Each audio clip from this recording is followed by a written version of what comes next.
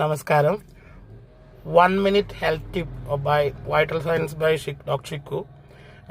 നമ്മുടെ ടോപ്പിക് ബ്രേക്ക്ഫാസ്റ്റിലായിരുന്നു നമ്മളിങ്ങനെ പോയിക്കൊണ്ടിരുന്നത്. സോ ഇന്നത് അവസാനിക്കുകയാണ്. ഇത് മീൻസ് അവസാനിപ്പിക്കുകയാണ്.